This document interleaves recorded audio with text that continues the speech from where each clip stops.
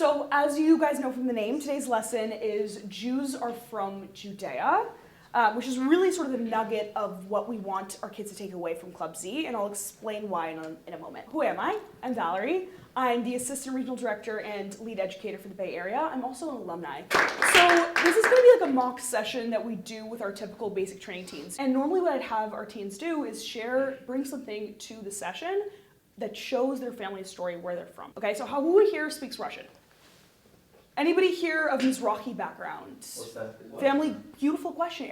Family from Arab lands or North Africa? I'm No? Ashkenazi. You're Ashkenazi, so mostly Ashkenazi room, but typically in our sessions, you guys are going to see in Los Gatos, it's really a variety of people of different backgrounds. Some Spanish Jews, Sephardic Jews, some Mizrahi. And I have you guys talk about your family story. So my family story is my family is from the former Soviet Union. My grandpa was actually born in a gulag in Siberia because his mom said something bad about the president. She was sent to prison in Siberia, and that's actually where my grandfather was born. And that's a lot of what informs my sort of desire and passion to spread truth and my voice unequivocally and loudly, because my grandparents and my ancestors didn't get to do so. So I want to hear just a couple hands. Where are your guys' families from? I kind of have a sense it might be predominantly former Soviet Union. Please, you had your hand up, Nathan. Like you said, my family's from the former Soviet Union, and from what I know, both my great-grandparents and my grandparents, while they were in the Soviet Union, they had to hide their Judaism because the Soviet Union was obviously very anti-Jews. Mm-hmm. So even though they did practice some Judaism, most of it they had to hide. I'm going to be more specific with my question. Where are you guys from? Mom is from Siberia, dad is from Astrakhan. Mom is from Ukraine, dad is from Moscow. Okay, so in today's lesson, I'm going to explain why you guys are all wrong. What questions are we going to answer today? Who can read these for me? Why are Jews scattered all over the world? Where do Jews come from? Why are we called Jews? Why do Jews live outside of Israel throughout history? Is it different from Italians not living in Italy? What is another name for Israel? Does anybody, let's be honest, like vulnerability time, anybody not know the answer to any of these questions? Let's be honest. Or do you know the answer to all of them? You can just tell me all of them right now? So you can tell me every single one? Okay, you're in Club Z already. Yeah. Okay, that's to be expected. But it seems like a lot of you guys don't know. And honestly, when I came into Club Z, I didn't know the answer to genuinely any of these. So we're gonna do a crime scene investigation about the origins of Palestine.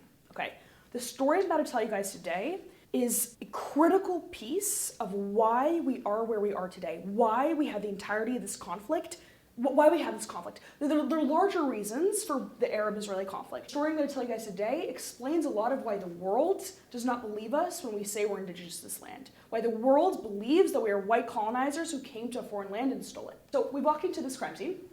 What do you see? Fire, amazing. Yeah. Murder? Maybe? Murder, yeah, murder, choice word. Do you think there's a difference between murder and killing? Yeah. Yes. So you think this is murder? Yeah. Why? I don't think it really looks like a war. It more looks like a mass exile and a killing. Okay. Instead of more like a conflict. Right, okay. It seems like there's a more powerful force invading another less powerful force. Very astute, yeah. So isn't murder a targeted offense? Certainly, yeah, 100%. It's not like... They don't plan to kill a single person. Like, they don't, like, I'm gonna kill a guy named Jeff. No. So you think killing is when you plan to kill a particular person? Murder is. Murder is. And you think that's what's happening here? No. So you think it's killing? Just general killing, yeah. Okay, interesting. In the bottom right corner, I see Roman legions. Yeah, Kind of like there it is. the We're white specifying more. robes, red kind of capes, and the spears and Roman Roman legions. Absolutely. Where do you think we are? Yeah. You want another I have question? like a Please, different thing. go. The image is split down the middle. One side is light colors, the other one is... But okay, one side is light. What do you think they're trying to display? What is the difference? Why is there darkness on this side? And what's going to eventually happen to that side? What do you think? It's going to spread. It's going to be enveloped by this darkness. And this painting was made as such for a reason. Anybody here know Lamentations? Have you ever heard of that? Or to lament, have heard that phrase? So Lamentations is the music, the poetry, the diary, the personal diary of what our people witnessed right here. Okay? The pain and the sorrow that came from this scene. That's what Lamentations is. And to this day, people who don't even know what it means, who maybe even deny Israel's existence or right to exist, will say, oh, I'm lamenting this. What does that mean? That means that they're upset over this. They're grieving something. What that comes from is the grieving over what? What city? Jerusalem. Jerusalem. Absolutely. Let's talk about it more. First, before we go on, I want to frame this. Why do you think I care? Why do you think I care about sitting in this room and telling you guys where Jews are from? To educate us. Okay, to educate you? Yeah, why? Why do I care about that? Former leader, Yeah. leaders of STUNS. So I'm a proud Zionist. Okay, I can be proud Zionist on my own. Why do I care about telling you this specific lesson? Why, out of all the clubsy lessons, did I choose this one to teach you? Yeah. Because to know how to progress, you have to know where you came from. Okay, certainly to know, so you're showing the internal knowledge. I want you guys on your own to in order to progress, to know where you came from. What else? What maybe more externally? Yeah. Your direct ancestry and this direct ancestry is like always being clouded and kind of misrepresented. There it is. Do you think most of your peers know where Jews come from? No, where do you think that your peers think Jews come from? What do we hear in rallies? Jews go back to? Europe, Brooklyn, Poland, right? Why do you think I care that you guys know the truth about where we're from? We have a better understanding of our own identity. Sure, yeah, certainly it's an internal thing again. What about an external thing that I want you guys to do? Because again, Club Z is knowledge, yes, 100%. I want you to know for yourself, and then I want you to do. So we can stand up. We should educate those who are misinformed about our history and our Indigeneity. Indigeneity. Beautiful. That's absolutely what I'm trying to do. And guys, I think we're led to believe that to have conversations with people, to go to a rally, to table, you have to have a whole long stream, an eloquent stream of the entirety of the Jewish story, the entirety of the history of Israel. You need to be able to cite facts and dates. Sometimes it comes down to 3 words. 4. Jews are from Judea. Someone comes up to you and says, you're white colonizers, you have no right to be, your parents are Israeli, Jews are from Judea can be all that you need to say. But to say it, you need to understand it. Okay, what do we see here with this magnifying glass? Menorah. So what do you think? Who do you think is at play here? Who's part of the story? The Romans looting Jerusalem. Okay, you're part of Club Z. Gold. So you're getting there? Yeah, the Romans were looting Jerusalem. So we see a menorah, Hanukkah, so we know there's probably Jews here, right? And we saw earlier, you mentioned the Roman legion, so it's Romans fighting Jews. Why do you think that they're fighting Jews? Why are they throwing them off of buildings? What do you think they're fighting over? Because they didn't want to take like their religion. Yeah, they didn't want to convert. Part of it? Not exactly. So I'm actually just looking for one word. This fight right here represents the Jews are fighting for one thing. For one word that we've talked about a lot this weekend. Freedom. What's a synonym for freedom? Liberty.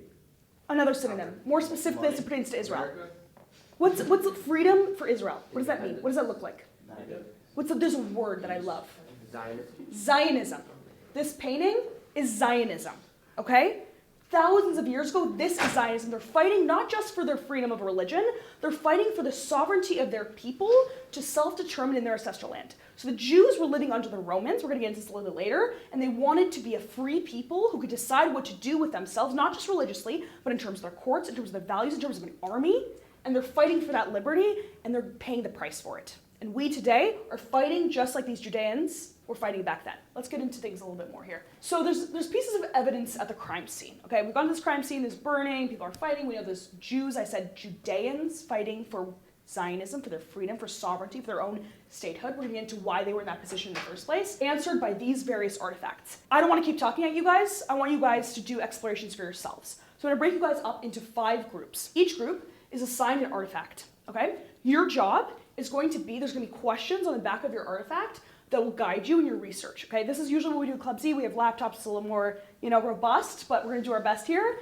We're gonna do research on these artifacts to answer the questions so we can piece the story together, okay? Because we haven't fully pieced it together. How do we get from what I just said to an area, a country called Palestine, a place called Palestine? What is Palestine? Where does it come from? Why? We haven't gone there yet. Let's get there. Okay, I'm gonna pass this out. So group 1, you're going to be working with a coin. That's your artifact. Group 1, you're going to be Group 1's leader. You're going to be Group 1's leader. I want you to make sure everyone's on task, everyone's focused on the mission to get the correct answers. Guys, find your group leaders, listen to what they tell you. They're going to keep you on track. Let's come up with the answers, then we're going to present them to each other, okay? Find your group leaders. Okay, what are we seeing so far? What do you think that means? Beautiful, exactly. What was the year? Close. 72. 72 CE. Very good. Philistines are from Gaza. Are they related to the people of Gaza? No, not at all. We're going to talk about that. Okay. Okay, guys, is everybody done? Done? Look me in the eyes if you're done. Look me in the eyes. You want one more minute? Okay, one more minute. One more minute, okay? Okay, guys, seats, butts on seats. Sit with your groups. Group 1. So this coin, what does this coin say? This coin says Judea Captain. Okay. What is that? Judea captain, what is that in our term?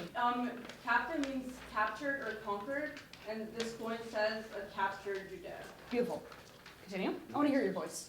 Yeah, go ahead. So this is supposed to be like the Jews conquered, like kneeling in front of the statue. What is that? The person kneeling, that's who they conquered. So who is this? This person kneeling. It's a captured who? Jew. Jew. Who's this? A Jew as well. What is she doing? Working. Mm-mm. Praying. Crying. Crying. She's crying. This is going to matter. Who made this coin? The Romans. The Romans. The Romans made this coin. Why? What do they like? Do they like seeing a Jew cry? Yes. So they minted a coin with a Jew crying. And this right here is a strong Roman that is the one that made her cry. Is holding a Jewish slave. Okay? I want you guys to continue. Well, these coins were minted as a celebration and to get passed around to show everybody about essentially the power and what the Romans could do and how they could capture entire societies. Why a coin? Because everyone uses money. Okay. Why else? It's well spread. Everyone can see it. You hold it Sure. every day, every For the single day. time, yeah. Why not make a flag about the capture? It's Well, big coins on are a very people. tangible thing that get passed around to everybody. Fair. They can last a lot longer. Exactly. They last a long time. They wanted the legacy of their beating, capturing Judea to last. And what year? 80. 72 CE. Yes, it's around, might be estimated to 80, but 72 CE. And why do you think I care? I don't care that you guys actually go on the streets of people in 72 CE. No. What I care that you guys know was that this was a long time ago. Far before Islam or a modern concept of Islam and Arabia and the Arab states came online. That's going to matter, okay? That matters. That you know that it was a long time ago, so many years after Christ. By the way, guys, this coin is not just a drawing. It's not just like an AI-generated image. This is a real coin that has been found where? In Israel. In Israel. Why does that matter? Why do you think I care that you guys know that? Because it's proof. It's proof. Exactly. Proof of what? That just Jews are happened. from Judea. Yeah, and people will say otherwise. Absolutely, it's proof. This is literally found. I actually have a replica I'm going to pass around after you guys speak You have of the this coin? coin. Yes, I have the coin. I have a You have the replica. Where's the actual? No, that would be too expensive. It's in a museum in Israel. This is a copy. I want you guys to pass it around, and I want you to hold it and look at it. Group two. I want to hear from this painting. I've revealed some of the answer in my title. What's going on? Who are these people? What is this? This is a photo of David and Goliath about to fight. Okay, tell me more. Who's David? Who's Goliath? David's the little guy with no shoes on and the little whip in his hand. I want to know. That's what you can see in the painting. I want to know context. Tell me more than just what you can see in the painting. King David? David's a shepherd. Yes, King David. Yes, David is a shepherd. What else? A shepherd. What kind of people? What group of people is he from? Jew. Jew. He's a Jew. Okay, absolutely. Tell me about Goliath. I want to hear from you boys. Who's Goliath? Philistine. A Philistine. Have you guys ever heard? So there's a lot of terms that people will casually use. Like, you know, I mentioned lamenting earlier. Philistine is another word that you'll now that I've told you, you're going to notice it, okay? And I want you to come up to me and tell me if you hear it from people. You'll notice lamenting, and you'll notice the term Philistine. People say, oh, he's such a Philistine. That means what does that mean when someone says, oh, he's such a Philistine? Strong, proud. Nope. It's a pejorative. It's an insult. It means someone who is very primitive, an invader, someone who's dumb, primitive, just all body and bones and no mind, and someone who takes over with power, kind of unaware of their surroundings, unaware of their effect on people. That's like, oh, he's such a Philistine. I mean, that wasn't Philistine. That's like precisely what they were. Tell me more, though. So, David, why are they fighting? Goliath was insulting Israel, and David felt he was insulting God. Some might say David here is you guys on your college campuses. Someone insults Israel. He says, enough. Absolutely not. I will not take it. I will not take your insult of God, of my people. I want you all to be like David, really. And that's why we talk about this story so much, David and the Goliath. Okay, so he's mad at someone for insulting Israel. Okay, that's the Jewish spirit. And what happens? Who wins? Obviously David, right? David, unobviously, because he's far smaller and weaker. So the Philistines. We're going to get a little bit more into the Philistines. What does that word remind you of? Palestine. Okay, we're gonna get there. We're gonna get there. Okay, I think the next group might reveal a little bit more about these Philistines. Okay, take a seat. I want map group. Map group 1 of the United Kingdom of Israel. Come up. What was the United Kingdom of Israel? Basically, like all of the rural areas. Okay, tell me more. Not just what you see on the map. Tell me outside context. There was 2 areas of the Kingdom of Israel. There was the top and the mid part, and the top was Israel, The Kingdom of Israel. and the bottom was Judea. The Kingdom of Judah. Not quite Judea yet. The Kingdom of Judah in the south. Kingdom of Israel in the north. And then what happened? They united into the United Kingdom of Israel. What do you think united them? I mean, I think there was something that said that King Solomon had like 700 wives or whatever. Do you think that's what united them? What have you guys seen since October 7th? What's happened to the Jewish people? Because war. Yeah, They war. were trauma bonded. Okay, so you've seen unity. Why do you think that the Jewish people have had to unite since October 7th? Because there's more strength in numbers. Sure, but why does that matter? Why do we care? Why do we need strength? Yes, against a common enemy, right? We're under attack by a common enemy. That's exactly what was happening here. Who was that common enemy? We've already said the answer today. Who was that common enemy? The Philistines, okay? So their Hamas, Hezbollah, Houthis was the Philistines, okay? 2 Jews, 3 synagogues. They said, we need to put those synagogues aside. We have an existential threat. We have to come together, which is exactly what we're seeing now. So we're stronger together. And that's what they did. We had the United Kingdom of Israel. I just want to know from the crowd, anybody know, the kingdom of Judah and Israel and Judah, what was that before? What was right before the kingdom of Israel and Judah? What was that? The 12 tribes, okay? So we're going to talk about this a little bit more when you guys get into your institute sessions, but it was the 12 tribes who were unified over the Torah, and eventually they unified in the north and the south. They disagreed over who should rule, which is very Jewish, and they united and eventually became the kingdom of Israel. Okay, tell me more. So what is that? We just zoomed in on that right there. What did I zoom in on? Philistia. Okay, what's a name there that you see that's familiar? Gaza, also Ashkelon, if anybody knows Ashdod, totally. Gaza. But Philistia is the one that we're going to focus on right now because it happens to be exactly where we're seeing the same sort of threat today. Actually, Philistine means the invader. Okay, it literally translates to the invader. And they actually became, what did the Philistines become? What were they to the Jews? Our enemy. They were our biggest enemy. They were in the Torah written as they were our Hamas. Okay? Back then. I think we're going to have the next map group come up. Talk to me. What's going on here?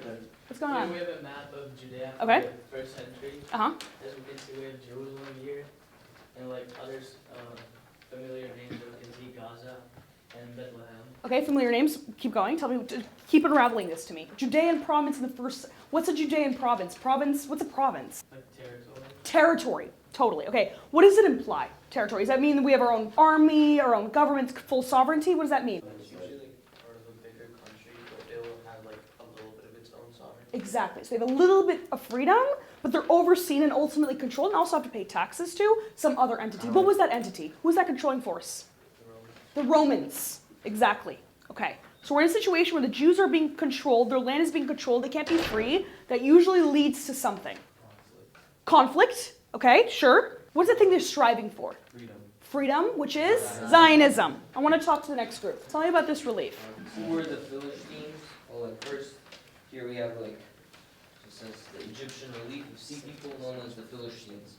The Philistines were the people who, in modern day Gaza, they were located there. They had a lot of interactions like we saw earlier with David and Goliath, right? There was a constant conflict in history, also in the biblical, the Jewish Bible. Yes. You can see it's mentioned. The Torah. That. Yeah. So the Philistines were people who had conflict with Israelites. And actually the name Philistines is not an ancient word. It's derived in Europe in the 17th to 18th century. Ooh. This time. Interesting. So why do you think I gave you guys a relief? Why do you think I gave you guys like a relief? A cave drawing. Well, this is an Egyptian relief. Yeah. So maybe why you gave us that is that you kind of wanted us to see that other nations or other empires, kingdoms of the time were maybe taking notice of the events happening in Judea. And Sure. This is also proof Yes, that exactly. Jews are from Judea because this is physical evidence. So it doesn't quite prove that Jews are from Judea. It proves Okay, that it proves that the Well, the Philistines existed, the Philistines left. Yes. And the Philistines were not the original people in. It shows that the Philistines people existed outside of our concept of them. They were an actual on-the-ground people that actually fought with us. Beautiful. Let's piece the story together. These are all of our pieces of evidence. There was a province of Judea, as we mentioned, a Jewish people, Jewish province that was controlled by the Roman Empire. The Jews, we don't really like to be controlled so much. We rebelled. Does anybody know by chance who was the leader of the rebellion under the Roman Empire? The Jewish leader of rebellion, was it? Maccabees, the head of the Maccabees. Who? Judah the Maccabee, yes. Okay. He was the leader after. After who? His father. I forget Who his was? Shimon bar Kokhba. So Simon led the revolt. Unfortunately, the Roman army, as you can see, was stronger than we were. They decimated the revolt. They killed thousands of our people, ethnically cleansed them from the land. Have you guys ever heard that term? What have you heard it in the context of?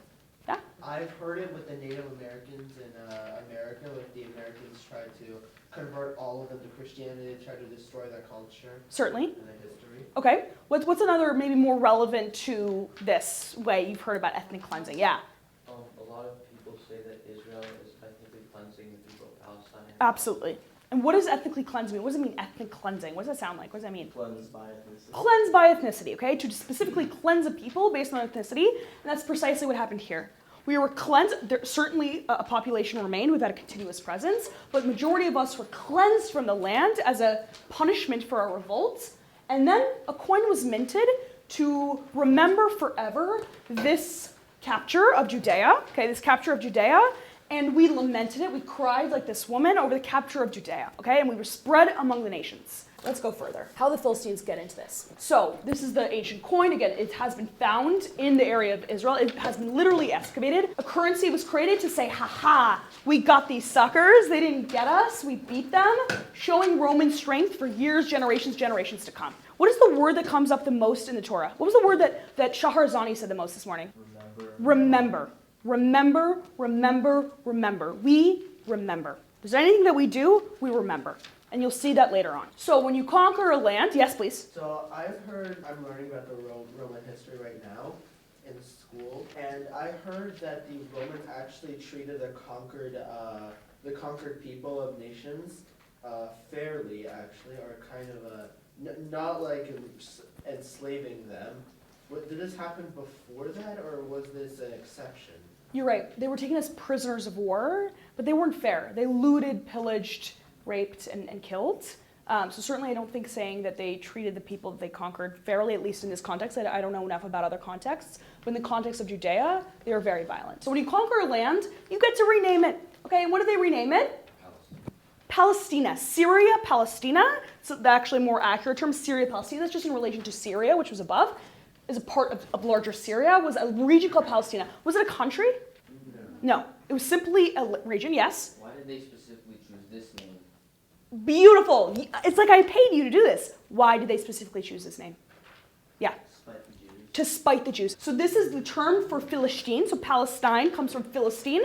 And the interesting thing is, people will say in one breath, the Jews have nothing to do with Israel. This is Palestinian land. The irony of that, when they're saying that, is the word Palestinian, the only reason the land or the people identify themselves as Palestinians is because of the Jewish Torah. So in saying the sentence, Jews have nothing to do with this is Palestinian land, they are admitting the existence of the Jewish people in that land because that's the only reason it was ever called Palestine. Why was it called Palestine? Because the Philistines were the Jewish enemy. Not the Arab enemy, not some Islamic group's enemy, the Jewish enemy. So again, it can be simple. When someone just even says, Palestine will be free, they're implicitly in that word is the origins of the Jewish people in that land trying to gain their sovereignty thousands of years ago. Yeah. When they're saying free Palestine, are they really just saying free Israel or something like that? No, because when someone says, tell me, say free Palestine. Free Palestine. We did. When did we do it? When did we free Palestine? We freed Palestine. 1948. What happened in 1948? Independence War. The War of Independence. What else? Israel was re-established. Why do I say re-established? We just talked about it. Because it was there before. Because it was there in what? In the Kingdom of Israel. So Israel was not established in 1948. We freed Palestine in 1948 because we re-established Israel. So yes, I mean it that way. When you say free Palestine, I think you mean Israel, and it has been freed. Thank you very much. The work is done.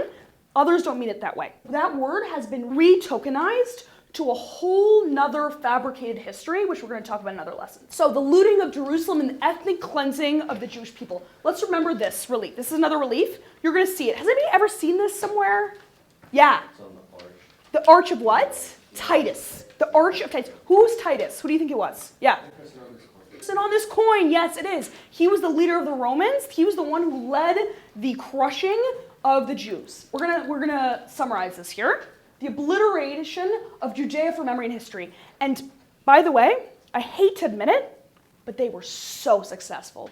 They were so successful because when you say free Palestine to other people, it means, oh, a Palestinian people, a Palestinian nation that's been taken over by these foreign Israelites. They did so well 2,000 years ago that 2,000 years later, we are still paying the consequences for this, okay? And we're paying the consequences through memory because people don't remember. So you conquered the land, they renamed Jerusalem to Aelia Capitolina. It's said that they actually made a temple of Jupiter, to the Roman god Jupiter, where our holy second temple stood. By the way, they destroyed the second temple. So, new coins and a new land named Syria Palestina. The ultimate story of justice. This is where things get good. This is what we did. In 1948, when Israel was reestablished, beautiful, we minted this coin right here. What do you see? Somebody planting a crop, a woman holding up a baby. Yes, okay. What is the symbolism of this? So how do you compare the first coin to the second coin? They both have like the same tree in the middle. Uh-huh. And just like a person on both sides, except like, so the woman being upset, she's like planting Yes. Okay, what's the symbolism of that? What's the poetry there? Yeah. The image got transformed from something negative into something that's showing like the bringing of life. And that's Zionism. Okay, that right here is the succeeding of Zionism. From pain to a Jewish woman crying, being controlled by somebody else, some foreign people in her land, she's now raising her children, raising her babies. Her husband is planting seeds for future generations in the land that they wanted to liberate so long ago. So we went from Judea Capta, synonym for Judea is Israel, to Israel Liberata. Okay, we're gonna watch a summary video. It's gonna go a little bit more into what we talk about the Roman sort of operation in war and capture. Okay. Why do you guys think that the state of Israel would choose that menorah as the sign of the state of Israel, as a symbol of the state of Israel? Sorry, why that menorah? What's the irony? Yeah. It's almost as if they kind of took it back from Yeah. after them. Reclaimed it, just like they did with the coin. They said, you used this before as a symbol of our destruction. Ha, we're going to use it as a symbol of our victory. So the Roman, as we mentioned earlier, ethnic cleansing and diaspora. What's diaspora? What's diaspora mean? The movement around the world. It's not really Jews anywhere outside of Israel. If you're outside of Israel, you're in the diaspora. Where are we right now? Diaspora. In the diaspora. The only time we're not in the diaspora is when we are physically in Israel. So it led to our diaspora, certainly a population state, and there's individuals whose families have been in Israel for generations on generations on generations since the Roman exile. Destroyed our second temple, ethnically cleansed us from the land, and we were spread among the nations. The only reason we are all sitting here in this room today, while we find ourselves in the diaspora, outside of Israel, is because of this, among other ethnic cleansings, okay? Because we were kicked out of our ancestral homeland. If you have a drop of Jewish blood, your ancestors were kicked out of here, and that's why you are here. People will say, what if somebody comes up to you and says, well, the Philistines, yeah, sure, they existed, but doesn't that prove that the Palestinian people were there? If they were the Palestinian people, they were there at the same time as the Jews. What's wrong about that? The Philistines were not Palestinians. Yes. It's very important that you know that. The Philistines have nothing to do, not a drop of blood, related to modern-day Palestinians. The Philistine people became extinct. There's not a single person alive today who can trace their lineage back to the Philistine Sea people. Do you have your hand up? Yeah, I was gonna ask them why are they so determined to own land that was never theirs? What do you think? It's a really profound question. Greed. Agreed? Okay. The dome there in Jerusalem is very symbolic to the Muslim people, and that's... The Dome of the Rock is a study center. It's a study. It's not even a temple. It's like a study hall. There is the Al-Aqsa Mosque. Because that's where Muhammad died. That's where he supposedly had a dream on a buraq, on a donkey. Do you know Jerusalem is never mentioned in the Quran once. It's not mentioned in the Quran a single time. What are the holiest cities for Muslims? Mecca and Medina. Okay? What's the holiest site for Jews? What do we pray towards? The Western Wall. which is Jerusalem. Okay, Muslims pray away from Jerusalem, we pray towards Jerusalem. Yeah. Probably humiliate the Jews and take away destroy them. Yeah. But I want to go backtrack and say something really quickly. I'm not saying that there's no Muslim connection to Jerusalem. There absolutely is. There is the Al-Aqsa Mosque and the Dome of the Rock, which certainly are important to Muslims, and Muslims have been there for decades, okay? They've been there for decades, and there's a Muslim quarter even in Jerusalem. I merely say that that would not be the truth of the instigating force, because under Israel's control, Jerusalem is for all people. Muslims have equal access. In fact, Jews are the ones that can't go to the Dome of the Rock. Jews are the ones that can't go to where the Second Temple stood. You mentioned they would want to humiliate the Jews. By the way, guys, this is like the question. Why? Yeah. You want to say something? Well, kind of. Please. I think them trying to claim Palestine is more about destroying the only safe place for Jews in the world. Totally. Destroying the one and only Jewish state. Absolutely. That's all correct answers, really. We don't have time for this. This is our lovely Ryan Bellerose. He talks about indigeneity, the 5 fingers of indigeneity, which I'm just going to introduce you guys to quickly. So the idea of indigeneity, for people to be indigenous to a region, is the 5 fingers. They have to have their language originate there. Not like, I speak that language and I'm there. For example, people speak French in Canada, right? That's not where the language originated. They have to find their linguistic origins in that region, their spiritual origins in that region, their cultural origins, some sovereignty, some connection in land and blood. What's the Jewish language? Hebrew. Where's the language come from? Judea. Oh, I heard Judea and Israel. Beautiful, stunning. Spirituality. What's our spirituality? Judaism. Okay, where does that come from? Where does it originate? Judea. Our culture. What are some cultural practices? Wearing the kippah. Where does that originate? Where does that practice originate? Judea. Our land. Where do we originally find sovereignty? Where's the only place we've ever had sovereignty in a nation? Israel. We don't care about having it in Kenya, in Uganda, in America. We care about it there. Didn't they offer Yes. us land in Uganda. Yes, Herzl, in the 6th Zionist Congress, which we talk about in another lesson. And blood. Where does our blood trace back to? Judea. And there's a key component too, Jews over Judea, which is like there's a pre-colonial presence. So before colonizing forces like the Ottomans, the Mamluks, the Syrians, the Greeks, the on and on and on, we were the pre-colonial people in that land. So the Native Americans, for example, are the pre-colonial people of America. Okay? They had a pre-colonial presence. So Jews are indigenous to Judea. Jews are from Judea. Beautiful. Thank you, guys. Okay, thank you so much, guys. You were a lovely audience. Seriously, you guys were all fantastic.